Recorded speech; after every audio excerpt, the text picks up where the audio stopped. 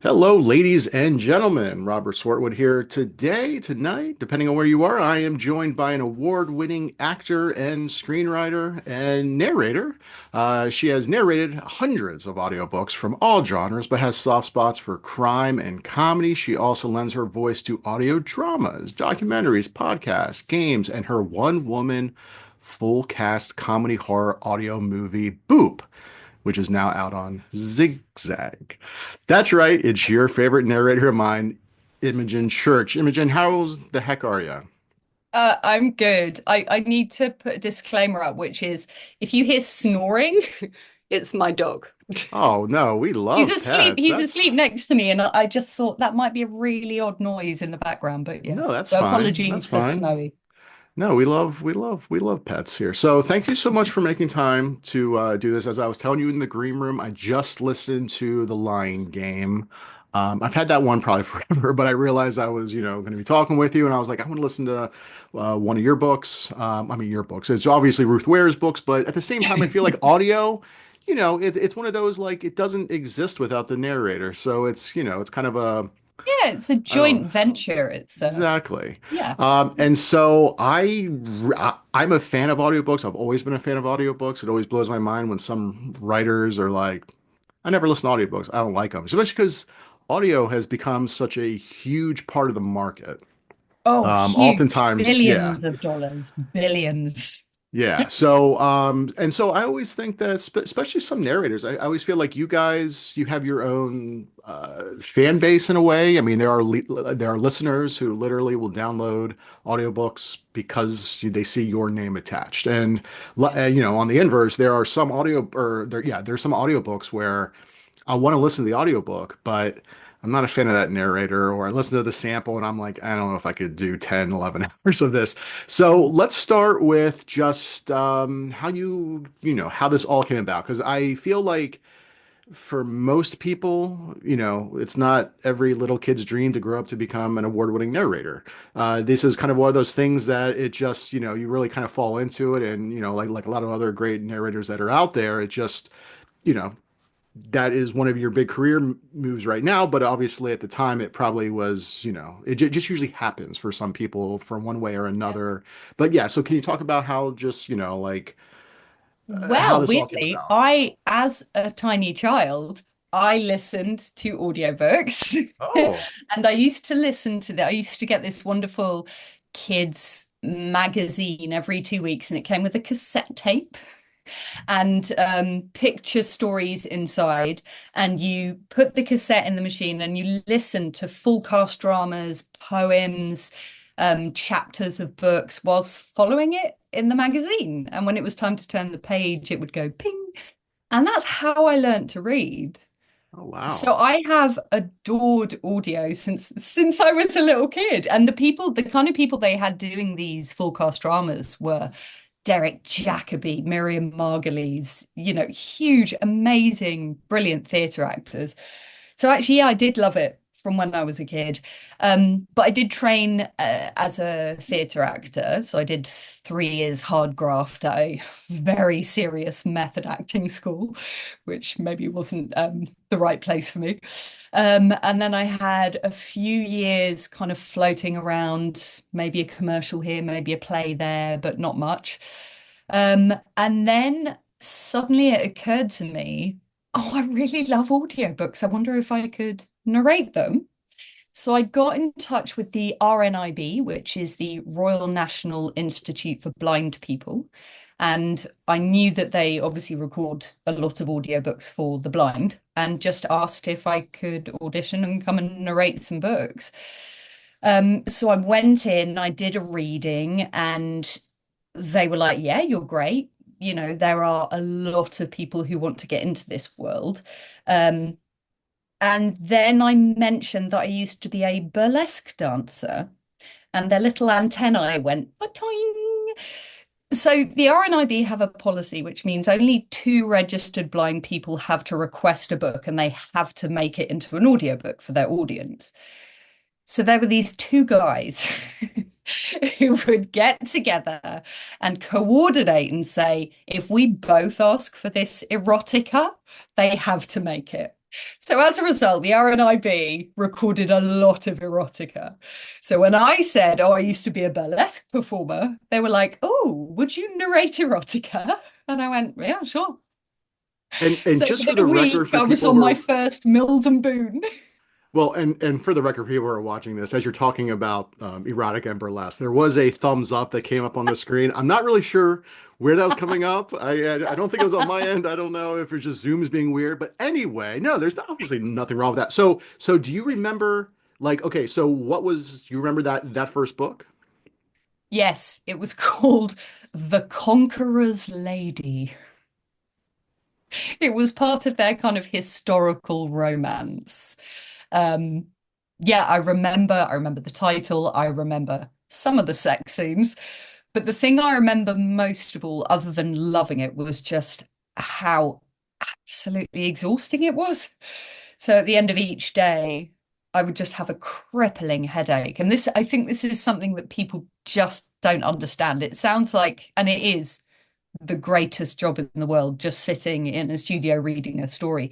But the levels of sustained concentration and effort are so huge that it's really, really exhausting. And it's also really physical when you're acting, performing an entire book and playing all of the characters.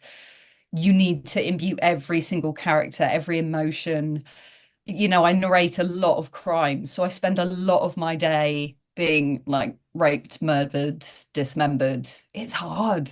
Like it's hard going. I love it, but yeah, that's what I remember, just being shocked by how hard it is. So how many of these types of books did you do for them before you started transitioning? I mean, like how did you get into a place where all of a sudden you're Well, you're you're yeah, doing Ruth Ware's very first novel and you're doing these other yeah. like crime and thriller writer stuff. So I must have done, I can't remember because I don't keep track, but I must have done about 20 books for the blind, which was amazing because it was a great way to learn and, to feel like you're doing something useful. And then around about that time, the literary behemoth 50 Shades Grey came out, and a lot of the mainstream publishers wanted to rush publish erotica because Hmm. you know what they're like. It was like, oh, everyone's into erotica. Let's rush some erotica out. But a lot of their kind of seasoned narrators they used were a bit sniffy about erotica. And yet they knew the RNIB recorded a lot of erotica. So they got in touch with them and they were like, who can we get to read, you know, bits, humans' body parts in a sexy way? And they went, oh, get Imogen. She's great. She can read it. She doesn't get embarrassed. She really gets into it. So I was kind of suggested to some of the mainstream publishers that way. And then once I had done a book, they'd be like, can you do anything other than audio porn? And I was like, yes, actually, I can. And it wasn't long after that, and I have no idea how, but I got booked by Macmillan to do the first two Bridget Jones books. And I was really like quite new. So I assume the lovely woman, Rebecca, who booked me, had just listened to a couple of my regular novels, probably not the erotica, and thought, oh God, she could do this. So that wasn't like you didn't do like a samples or an audition or certain for sure people don't know that oftentimes the Yeah. publisher will come to certain narrators, they'll give them like a chapter, a couple pages just to Mhm. do an audition, and then Yeah. the on the author side oftentimes we listen to the different and then kind of go Yeah. from there, but sometimes publishers will just reach out They specifically just to go, certain no. narrators. Yeah. Yeah, absolutely. And sometimes actually authors will just request a narrator. Mhm. And if they're free, deal's done. So yeah, I don't know. I don't really, looking back, I can't understand how I got such high profile books, but God But bless at that Rebecca because it But was at that time, amazing. I mean, Bridget Jones's Diary obviously is a huge book now, but at that time they didn't really realize how big it was going to be, right? Or was that? No, this was after the films. So what Oh, happened? okay. What happened was when the books actually came out was pre-digitization, and the I see. digitization is what changed everything. So pre-digitization, most books were abridged. on audio, and obviously it had to be on tape or CD. So post digitization and post the films, they were like, hang on, we need to do redo Bridget Jones, but not abridged and in a digital format. So that's why they were redoing them. So I yeah, don't it really. was quite difficult because I was like, oh my God, I've got to do an impression of Colin Firth. And then in the second book, Bridget Jones herself interviews Colin Firth. Oh, it's really confusing. But yeah, it was quite a big intimidating project because the female producer who I was working with was like, oh my God, it's one of my favorite books. I've got really strong opinions about how everyone sounds. And the woman from Macmillan was like, oh no, I've got really strong opinions about how everyone sounds. And then you've got the movies to live up to. And yeah, it was weird, but wonderful. Well, so with those types of projects, how often do you have? Because I know that at least like for a lot of narrators, it's a very isolating profession. You're essentially stuck in a booth or a room or Yeah. wherever for hours at a time. And then you send it over to the publisher, the producers, and then they might, have some notes here and there. You have to do pickups, but like Yeah. for certain projects where people are very invested and like you almost have like a director. I mean, like how often, I guess, is there a ratio where you have more just you're on your own, you're kind of doing what you do versus, they want to like listen to every single chapter and give you notes and everything Yeah. else. Like, does that I mean, it happen? may be obviously because I'm like over 400 books in, but it's very rare for me to have input now. I think because I'm just trusted to go and do my own thing. And then I send it off. And as you say, they'll come back with X amount of pickups, stuff I got wrong, blah, blah, blah. So it's really rare to get that kind of direction now. I think it happened more when I started, but also when I started, everything was in studio in London or wherever, whereas now most of it is from my home studio. So things have changed quite a bit since then. But no, I think really with the Bridget Jones, it was just because it was such a beloved character and such beloved books. I think that really was where that came from. Normally they would just trust me to make decisions. But the other side of that coin is when an author, don't know if you do this, wants to come into the record to watch for a bit. Oh, wow. Now, No, that sounds awful. some author visits are amazing. They're just so excited. They just want to sit in with the producer for an hour and then they come out and say, I love it. I just wanted to be part of it. Thank you. But occasionally, the author will have very strong feelings about the stuff you're doing. But the an audiobook, as we were discussing earlier, is a it's a collaboration, and the author has to understand, just as you have to if your work gets adapted for screen, that it then becomes something different. It's still your book, but it's a collaboration with the narrator, just as it would be a collaboration with the film director or TV director if you get adapted. So there, some people I think cling on slightly too tightly to their very specific version of how it should be. Yeah. Yeah, I mean, I typically, I'm a huge fan of audiobooks. When it comes to my own stuff, I might listen to like the first chapter, but I don't listen to the entire book. Not because I don't want to hear what their performance is. It's more just like my work where I'll hear Yeah, like, I shouldn't have ended that, yeah, I shouldn't have used that yeah, word or like I probably could have ended this chapter another, yeah. like, I could have cut out of that paragraph. So it's more on just me second guessing myself. Like I have an Audible original under my pen name coming out later this year. And so Audible basically sent me the files and we're like, Hmm. if you want to listen to it, let No us know. thanks. And so, but I ended up doing it, which was good because I did catch a few things that they had, missed. Like, I don't know about you, like, obviously, by the time the manuscript gets to you, it is in theory, completely polished, completely clean. But Hmm. but inevitably there still might be some typos or there might be some like Yeah, missed words. And so I yeah. ended up catching something where I remember I wasn't looking at the manuscript, I was just listening, and then I kind of sat up and I was like, wait a minute, there's a word missing there. And I went back through. I'm like, do you come across those things and just make a note to like maybe let the producers know? Because like you have to read whatever's on that page, even if Yeah. it makes no sense, even if Yeah. you can tell like this is going to be a pickup later, like, you have Yeah. to read. And I'm sure in many ways that's can be probably aggravating at times because you're like, we're going to have to come back and this is going to be work later to, Mm. to clean up. Yeah, dude, it happens all the time. If I can read a sentence that's missing a word and somehow sell it, I will do that. Just read it as it is and try and, with the magic of narration, make it make sense.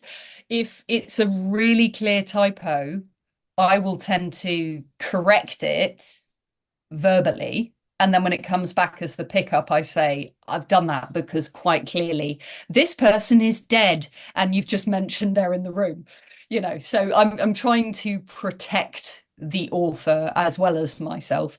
I did one book, take a bit of explaining if you're not British, but it was a self-help book, and the woman was talking about E.M. Forster's novel, Howard's End. Now, Howard's End was a low budget British soap from the 80s. Howard's Way, sorry, Howard's Way. It said E.M. Forster's novel Howard's Way, which was a trashy British soap from the 80s, not E.M. Forster's Howard's End. I was like, I can't let this go. It will be mortifying for her and me. So we just changed it in the room and then let the publishers know. So this is a complete aside, but I was last weekend I was at this writers conference and there was this British writer, this writer from the UK who had flown in, and it's very he has this book with a small press, and he was telling me, it was an American press, and for whatever reason they decided it would be a good idea to put a glossary of UK words or terms at the beginning of the book. And Yeah. like I'm looking through this glossary because I've watched Line of Duty, I've watched stuff on Brit, but like I'm familiar with a lot of like British terms, but like and of course I listen to like the Ruth Ware books, but like some of them was like whatever else, and the author had told me that he had a typo that the publisher thought was like they had Googled it and figured it was supposed to be some type of British word. So they had ended up with whatever it But was, it and it was turned just out a to be typo. it just turned to be a typo that he didn't mean it, whatever else. But anyway, um, so let's go back to I'm assuming your probably prep has changed over the years from when you were doing those first erotica books to like now, like when you're doing these big books, or has the prep kind of stayed the same? No, I think the prep has kind of stayed the same. I mean, I think what I've realized from occasional catastrophic tech failures where I've lost all of the prep and had to read the book with no markings, the reality is I could read it now with no markings and I could make it work. In the early days, that would have been no. But I still mark up the text as more or less as much as I used to, just because it's kind of a safety net. If you're getting tired toward the end of the day, it reminds you where you're at or where a beat's changing or and some authors are very minimal in their I don't know what the right word is, but they're indicators of who is speaking. So if you haven't kind of, Barry is always in blue and they have a long conversation between Barry and Sue.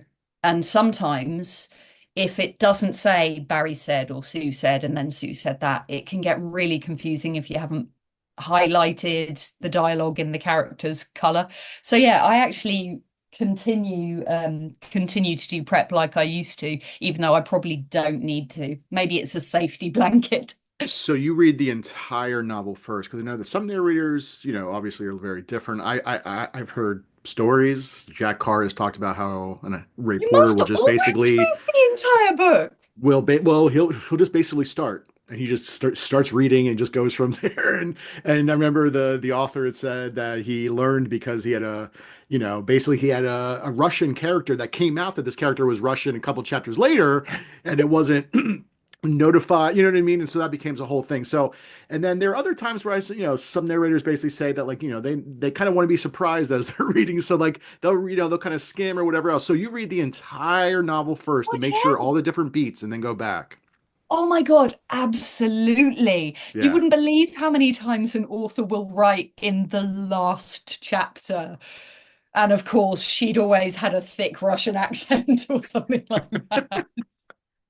Well, But that, also, yeah. some people give really specific accent notes, you know, for a character further on in the book that will need you to actually go and research it. Hmm. It might say I've had things like the taxi driver had a Pakistani accent brushed with Geordie. So that's It's very a specific. a first generation Pakistani person who's got a hint of Newcastle. I mean, what even is that? That needs some Do time So, well, to okay. Well, I understand. mean, that goes to my next thing. Like, how many languages can you speak, if any? And like, how many like accents? Like, do you feel fluent with certain, if you have to do certain languages, or you really just it's off, it's just the research that you're doing. Accents, yeah, I mean there are some that I find really easy. Obviously, most of the British ones, lots of American ones I've had to do a lot of. Certain European ones I'm really comfortable with, like German. I love German accents. And others I have to do a bit more research on, like Spanish. But I narrated one book that was set on the Trans-Siberian Express and went through Mongolia and would have things like, oh, he said in his broad Mongolian accent. So that required some research. And in terms of languages, I speak a bit of Spanish, but that's it. So, when you are narrating, like, what does a typical day look like? Like, how many? I mean, I know like you don't want to probably overdo it because you don't want to, Mm. I guess I don't want to say blow out your voice or whatever it is where, like you want to keep your voice strong. And I mean, like, do you have a certain set schedule of, and I guess as well as that, and for people, I guess, who don't know, obviously, if they're for like a 10-hour audiobook, so like the audiobook is 10 hours, those are the 10 finished hours. Typically, how long does it take you to get to like a finished hour? Um, for me, because I'm obviously very experienced now and I've been doing it for a long time, not that much longer than an hour.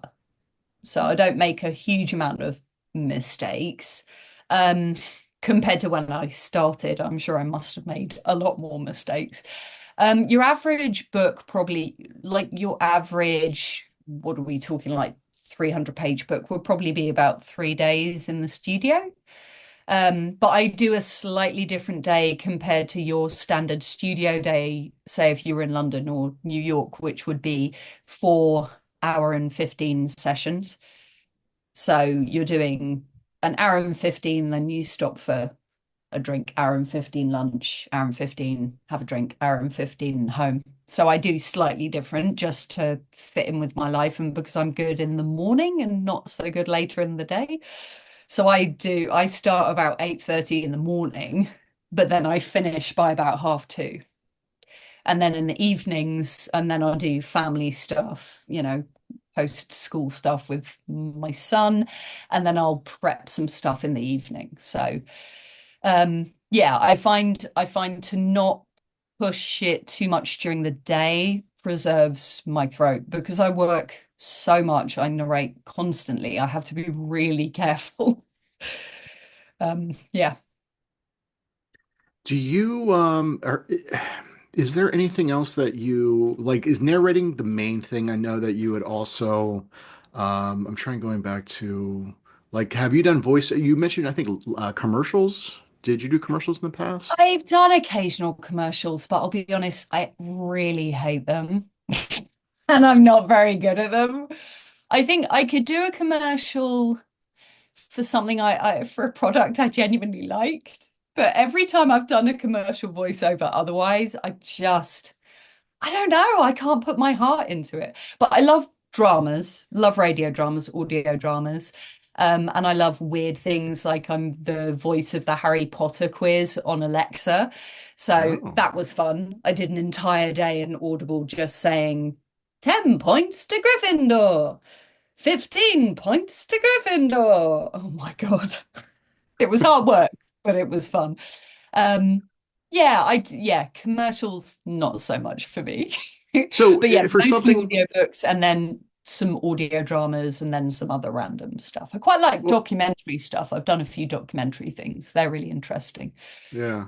Well, going back to the Alexa thing, was that a thing where just someone at, I guess, Amazon like reached out to you, or did you have to audition to try to be the No, voice of the they just game? asked me. They just asked me. And actually we then did another version for the US, I think. Although so there's a Harry Potter quiz on Alexa in the US, but there's also a Wizarding World quiz which in the US, which is me, which is another uh, Harry Potter quiz on Alexa. I don't know. I don't do it. I just turned up and did the voice. Wow, that's great.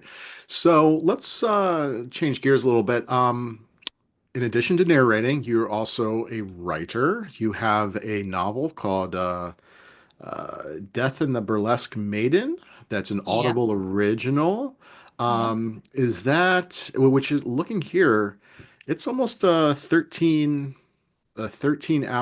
novel, which I don't know. I mean, this might not be right, but I always kind of feel like usually about like every like 10,000 words might be an hour, give or take, depending on how fast the narrator. So like that's a substantial like novel. I mean, was this your like a first novel, or like how many Uh, novels have you written? yeah, no, I'm not really a prose writer. So that was my first novel. But what I found interesting, and tell me if you found this too, as you have an Audible original, unless it was a drama, I was told it had to be a certain length Oh, because people, unless it's kind of a celebrity thing, people don't like to spend their credit on something that's less than 10 hours. So I was given a word count. And actually, when my first edit came back, I was told to beef it up because I was trying to wow. keep it as because I'm used to writing scripts. Yeah. God, novels, it's a lot of bloody words. It's too many words for me.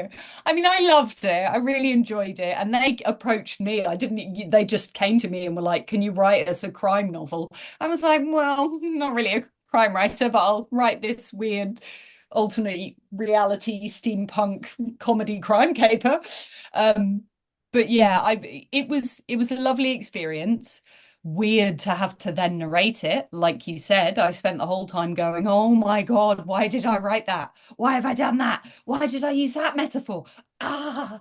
Um, but yeah, the length was basically required, needed to be That's long. yeah, that's interesting. I mean, I totally understand that from a consumer standpoint, where there are certain novels that are, they're like 4 hours long. Like it's like, Right. do I And want you're to use a like, hang credit on on, I that? could get the Bible for that credit.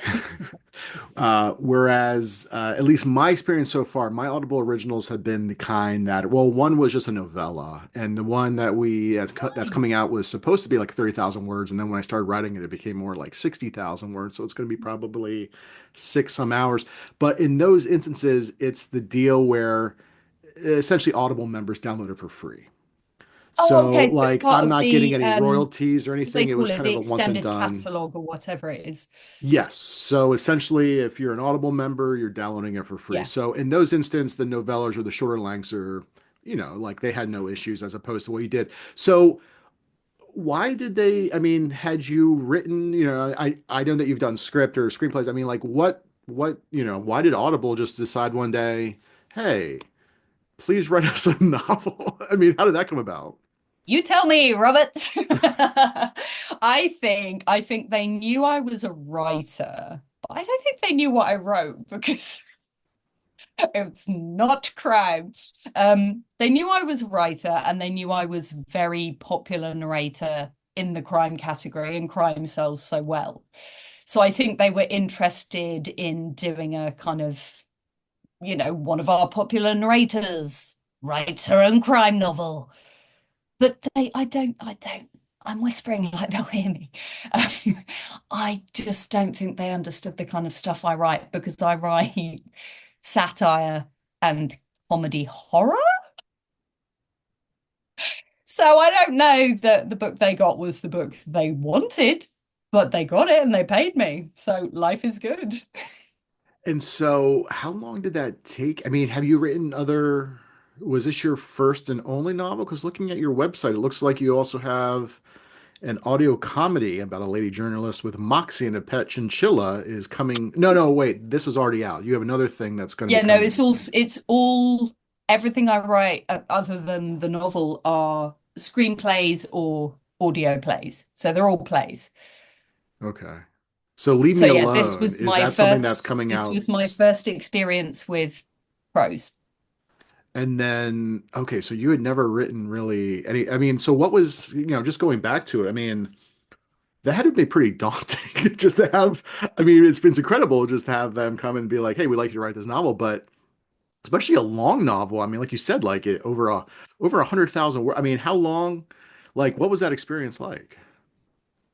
I really enjoyed it. I really, really enjoyed it actually, but it's so different to writing scripts. It's so different to writing scripts that it felt a bit of a baptism of fire trying to, like I said, when I first submitted, which I assume might be the opposite of most people, they were like, no, we want you to give us more. We want more of this world. And to be fair, it is an alternate version of London. So it's very steampunk. They were like, we want more world building. Um, Whereas I'm so used to just snapshots and moments and, Right. conversations and then move on and short scenes. So that was what I found the most difficult. The characters and the character arcs and the story arc I found great because that felt like writing a screenplay. But all of the connective tissue I found, yeah, challenging. And so did you like, at least on the writer side, oftentimes there's that conversation if people are, and I always hate the term, but a plotter or a pantser where, you know, someone really just has to outline the entire book beat by beat, scene by scene, chapter by chapter. Um, or someone just sits down with an idea or a character and just kind of goes from there and really doesn't have an idea of what's going to happen. Like for you, I mean, I'm assuming coming from screenwriting, you probably had kind of more of the outline idea, or like I don't know, like how did you approach that when you were sitting down? I am a plot obsessive. So I plot. This doesn't mean that it's not then going to change while I'm writing it, because actually, in the mechanics of the actual moment, you go, oh shit, no, that doesn't work. Yeah. But no, I have diagrams, literal arcs, all of the main beats, the kind of three-act structure. I know exactly where it's going to end up. I know which character is going to go here, there. I find for me, the best way to write for me is to plot it to death until you feel like you can't plot it anymore, and then sit down and just kind of play the music. Although, like I say, I have just finished a new script actually that this hasn't happened to me before, but by the time I got to page 10, I went, oh no, that plot I had didn't work. And I kind of had to rework it. It was still the same idea, though. It was still the same shape, but some of the main points just didn't work. It didn't fit together, so I kind of had to reshape it on the hoof. But Yeah. yeah, I'm all about plotting, and I feel like the writing itself should just be this joyful icing at the end. Once I've got all of the bones of exactly what needs to get done to get from A to B. What about you? Or are you some sort of literary sprite who sits down with a liquid death and goes, what if two people met and this happened, and then you write a novel? A little bit of that, yeah. I mean, Are you? I typically, because I mentioned, that Audible original. Initially, we sold it as like a 30,000 word novella, Yeah. and in that instance, I had to write a few like sample chapters. I had to kind of have a little bit of an outline overview, and then once we sold it, and I sat down and started writing it, I realized, well, the only way to really make this work effectively is I'm gonna have to do Mm. another point of view. and then the book became twice as long because Yeah. I mean, Yeah. everything that was in that outline was there, but Yeah. again, just the actual. And so I typically, I love just really letting to kind of see where the story goes. Yeah. Which, yes, can be problematic where there have been times where when if I turn in a book, I have to go back and, and in fact, there was even one time on a novel where I got towards the end and I was writing this chapter. I immediately knew this chapter is not going to be here. I'm going to have to throw it out, but I still just wrote it because I wanted to just write it out. But at the same time, in the Oh, back of my that's head, thinking interesting. like the book cannot go in this direction. So Yeah. I'd like to. I think it was Harlan Coben. I always like his it's like he's taking a road trip. He knows where he's starting. He knows where Yeah. he's gonna end up. How he gets there, what's gonna happen along the way. That's something that's part of the adventure. So it's a little bit of a mixture, here and there. But Yeah. so I'm sure there are pet peeves that you have as a narrator. At least, as a listener of audiobooks, one of my biggest pet peeves is just like the overabundance of speech tags, especially when it's just two characters talking back and forth. Like, how are you doing? She asked. Good, he said. I'm happy to hear it, she said. Like just back Yeah. and forth. Do you have any specific pet peeves? And did you have that in mind when you were writing your novel where you were like, I definitely do not want to make sure I'm falling into this type of trap? Yeah. Interesting. What was I trying to avoid? I'm not a big fan of literary works. Um, I'm not, I know some people love it and it's what wins awards, but I'm not a fan of spending 3 pages discussing the virtues of concrete. So I wanted to make sure there was plenty of movement and action and things kept moving forward. Although even for me as a screenwriter, prose is difficult for me like that. I was like, no, I feel like I'm stuck in the mud. I want to get to the next scene. Um, there's quite often more repetition than authors realize. There'll be a particular image or word or phrase that they're really hot for that time, and it will pop up many, many times. So that I find frustrating because it's such a simple fix. Um, but when you read it out in audio, it seems like a clanging bell. Mhm. So that frustrates me. I spend a lot of time making sure I wasn't being really repetitive in certain imagery or phraseology. But other than that, I wrote it from multiple different first person perspectives, which obviously made it even harder for me to narrate. But yeah, I wrote it from multiple different people's perspectives because my skill is in kind of character work. And I thought if I'm writing from in each person's voice, it's almost like a series of monologues from different characters. Which is interesting, real quick, just because typically in those instances, the they would bring in several different narrators to do different Yeah, first yeah, I know. person point of views, That's whereas opposed to that's you why were partly doing why I all did of it. them.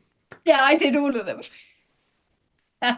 Which was me thinking up an interesting challenge for myself. Although I have done that Because before. you knew that you were also going to be narrate, like they were hiring you to Yeah, write this, but they also wanted then you narrate the entire thing as well. yeah, yeah, Yeah. yeah. So that was part of the kind of challenge and the fun of it for me. Although I have done other books where I've narrated all of the multi-cast, where I did one on a Quiet Street by Mm. Serafina Nova Glass, and it's written from 3 different women's perspectives, and I narrated all of it. I was all of the women.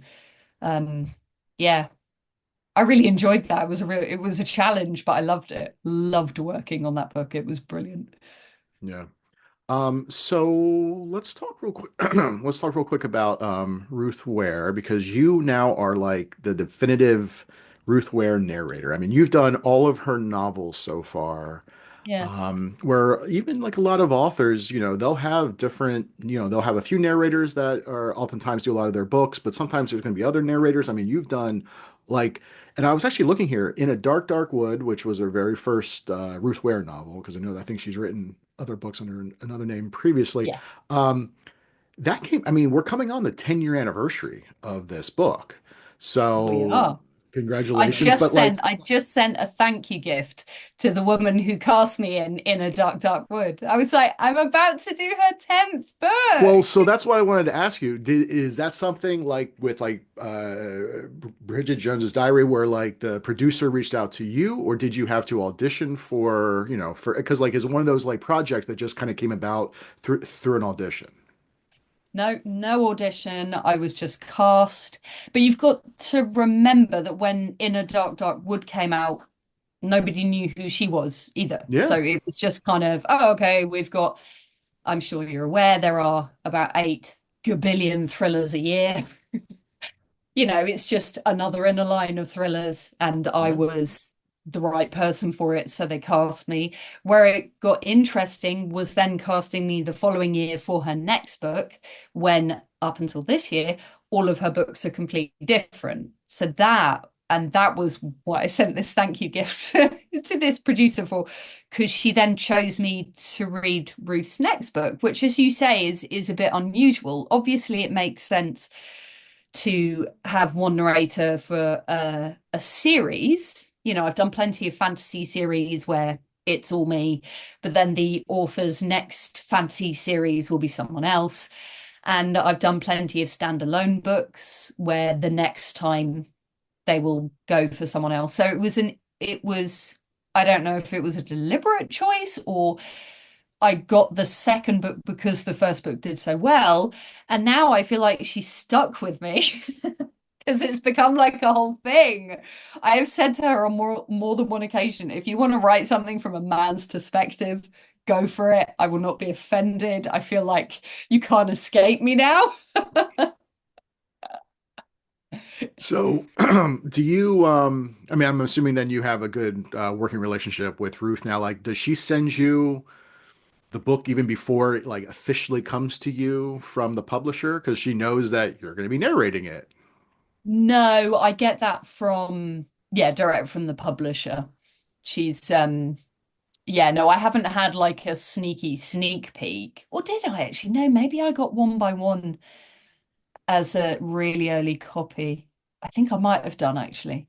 But no, generally I just wait, especially because if there are still proofing and edits to go on with, I don't have time to read it for fun and then read it for prep. So I have to wait until the very last pass is in before I can, really work on it. Well, I do want to talk a little bit more about Ruth because obviously you have the her follow up to The Woman in Yeah. Cabin 10 coming out, and that's a whole thing. But thinking about that in terms of like you're essentially reading is your profession. Do you then ever find time to read for pleasure? You know what I mean? Or like do you kind of feel like I don't want to, like I read all day. I don't want to read something, later at night. I mean, I know some narrators are able to do it, some narrators not so much because they feel like it, because part of their brain will just kind of look at it as work in a way.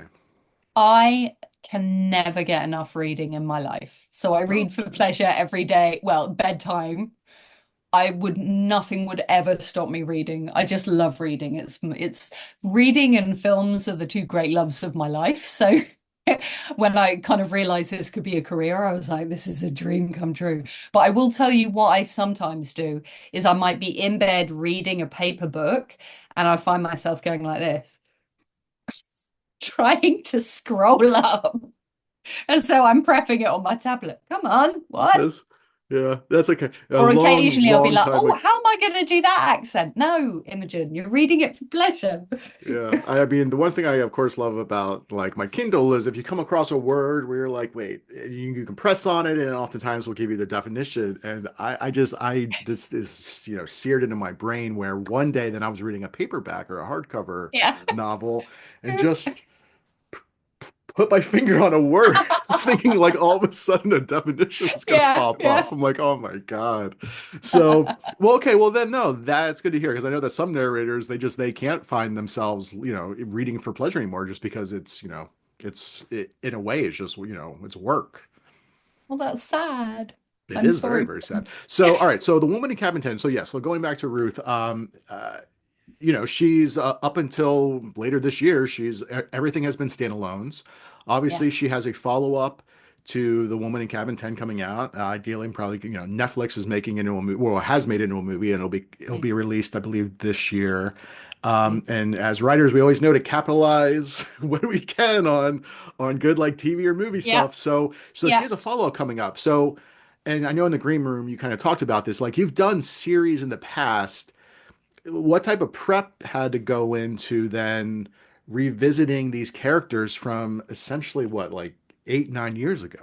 Yeah. So normally when you're booked to do a series, you know it's going to be a series. So, you'll keep notes, really detailed notes, or in my case, obscure notes that make no sense to you about the voices you did for the various characters. But this was always just a standalone. So I had zero notes and I just finished. I had to go through and listen to the entire audiobook of myself, which I never normally do, just to remember which characters they were. But interestingly, Ruth said she had to go back and reread the entire book as well because she couldn't remember what happened. Yeah.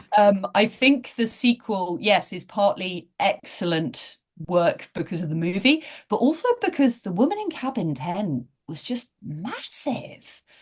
She still gets so much love for it, and people have been asking her for a long time to have another book with low backlog. So I think it was kind of a combination of, oh, people keep asking for more, and yeah, this probably makes sense now they've made a movie. So yeah, but yeah, I had to go through and listen to the entire audiobook. So that was weird. Yeah, speaking of massive, just looking here on Audible, oftentimes you can tell by the number of ratings each Audible has. I mean, it's over 16,000 ratings. So I can't even imagine, how many It's people have listened to that book compared to the rest of it. I mean, a lot of her other books, like The Turn of the Key, is over 14,000. But like, yeah, yeah, like that's definitely the most out of all of her yeah, books so far. yeah, yeah. So then did you, so when you are then, okay, this is going to be book one in a series, and, do you, like, what type of stuff do you do to then make sure that you don't then have to go back and listen to the entire thing when you get to book two? Yeah, I mean, normally in a series, again, The Woman in Cabin 10 was what, like 8, 9 years ago. But normally in a series, you would be getting the next book within a year. So that's helpful. So it's not so far gone. But yeah, I have documents on my computer related to various series. So I can go back in and next to all of the main characters, it will say, I don't know, high childish Mancunian accent with a treble or something, so that those prompt words, because the previous book will probably have been a year ago, will make me go, oh yes, yeah, yeah, I remember, I remember. Worst case, I can dip into a book, and sometimes I will keep the files from fantasy series just in case I need to go back through and search and try and find that particular character.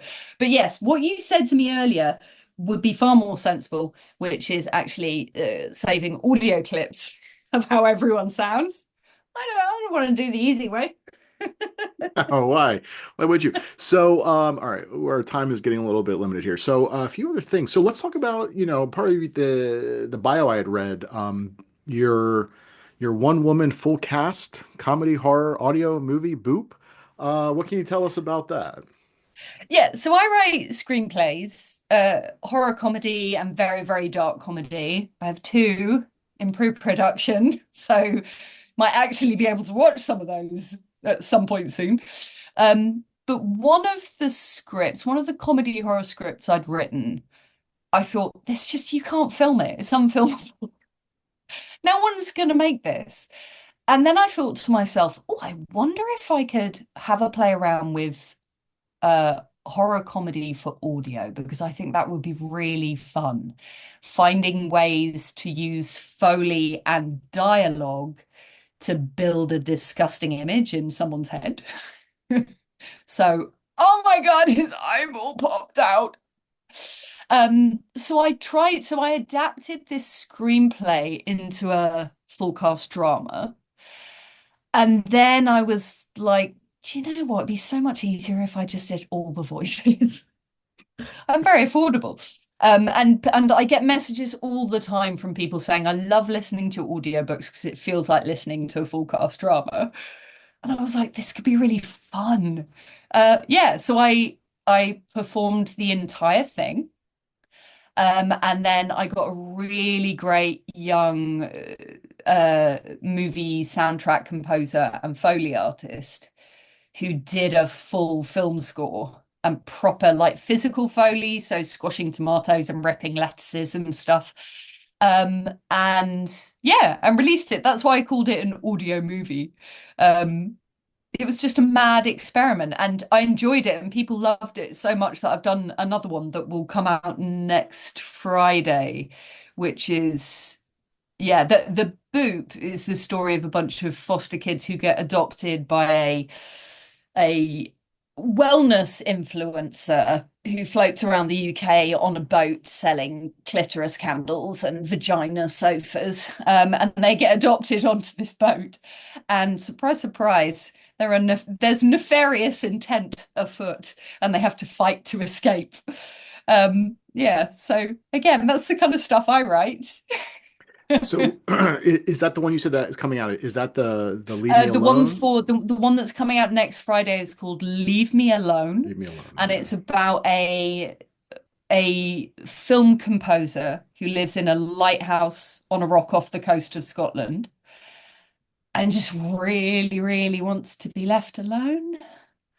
Um, I'm not going to say any more than that, other than she has a fan, and that fan will do anything to get to her. It's not going to end well. So when you're writing these, you mentioned before about plot or like when you're writing these scripts. Well, first of all, do you like how many scripts would you say you've written now? Oh, so I've written three horror comedies, one of which is in the last stages of uh lining everything up, so signing a director. And I've written three, well, I'm on my third what I call Chats in Flats series. So the first one, which has been picked up, it's a very, very dark comedy about domestic abuse, and it's between one woman and one AI in one apartment over the course of one day. So I've written three horror comedies, three very small kind of locked room, 2 to 3 character dark comedies. Um, and yeah, various other kind of audio plays and um a kids movie about kids making creature features to enter a competition. Just lots of stuff. Oh yeah, another kind of sweet comedy about a girl who wakes up having had her soul stolen, and she has to set about her small town finding out who stole her soul.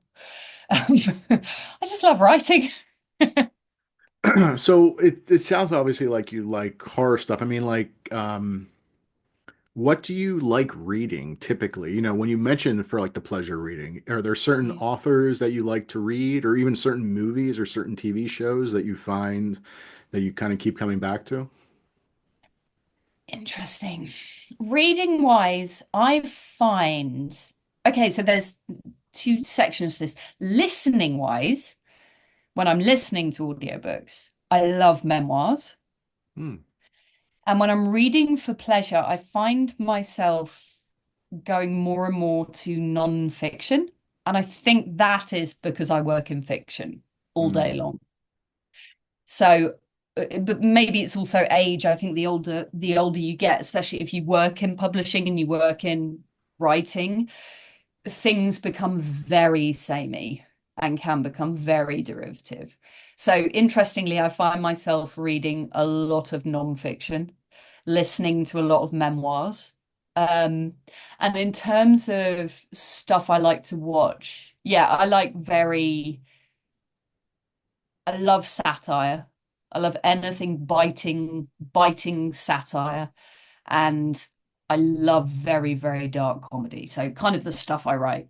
I write the stuff I like, but I write it because it's the best way I find to kind of process rage and frustration with certain things. Um, I love to satirize things that fill me with rage, like, I don't know, bigotry, uh, homophobia, racism, all of those things, the things that I find it difficult to process, I write them into outrageous, rude, ridiculous, satirical, dark comedy. Yeah. Um, is the RNIB still around for Yeah, audiobooks? I mean, yeah. because like back in the day, hardly, there was not a lot of books that were in audio. Now it feels like almost everything is in Mm. audio. So, does the organization, I mean, I guess they're still, if you have a blind person who wants to listen to something and it's available in audio, do they just get them that audio, or like how does that work? Yeah, that's a really interesting point, actually. So when I was doing a lot of stuff at the RNIB, they would duplicate. So someone, for example, read the RNIB's 50 Shades of Grey, and that was separate to the mainstream published audiobook of 50 Shades of Grey. So the RNIB, because it's a charity and they have official members, they produce their own content for those members.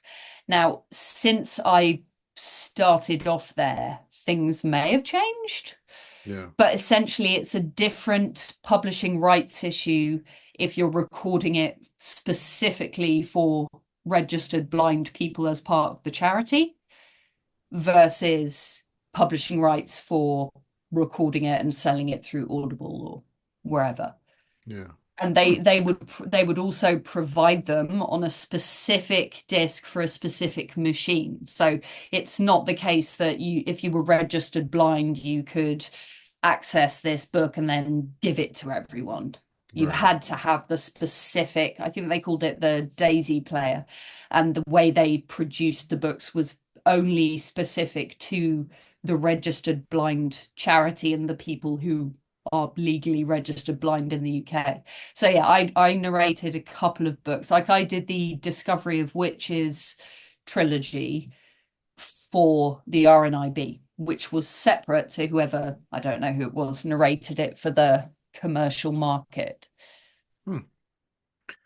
Yeah. So the Audible original novel that you had written, Mm. is there any plans making that available, like in print, ebook at all, or is it just always going to be Audible? Or yeah, Audible. I I've been thinking about this. I don't know. I'm very much renegade independent worker, and I love doing all my own deals and being my own boss. But with the two feature films hopefully happening, I have been thinking about maybe looking at an agent, in which case I might want to discuss with them whether it would be viable for a print book. Yeah, I don't know. I don't know. I love doing all the stuff myself, but it's getting so big now that I'm not sure I can continue to do it. yeah, And if I do decide to go agent hunting, then that might be part of the discussion is whether or not it would translate well to a print book. Don't yeah. know. Um, so last thing I want to ask you is with all these audio books that you've done, are there any that just still, I mean, I'm sure there are probably some audiobooks that you probably forget that you've done that has been so long and you'll be like, oh, I don't even remember doing this. Like, but are there ones that still stay with you that, besides maybe the Bridget Jones and, obviously Ruth Ware's books, like, are there other books that you just, really, have just stayed with you? And do you know maybe why you would think that they've, have kind of resonated after all this time? Yeah, I think they tend to be the ones that are dealing with cases that are close to my heart. So On a Quiet Street, it's about coercive control, and the script that I told you about with the woman and the AI is about coercive control and domestic abuse. So On a Quiet Street by Serafina Novaglass was a really, really important book to me, and I loved it, and I will never forget it. Same goes for Good Me, Bad Me by Ali Land. Mm, hmm. Now, weirdly, I don't, there's a different version in the UK, but in the US, I narrate Good Me, Bad Me by Ali Land. And that is, so my son is adopted. So I have a lot of interest in fostering, adoption, early childhood trauma, and also stigmatism against kids from the care system. And Good Me, Bad Me is very much about that, about a child of abuse and the whole, I mean, it's not even nature versus nurture, it's nature via nurture, but how that can play out. So that was a really, really powerful one for me as well that I'll never forget. I also, if you like a historical book, I've narrated a few. Oh God, it's gone. I've forgotten her name. That's okay. That's okay. No, no, that's great. Kate, somebody.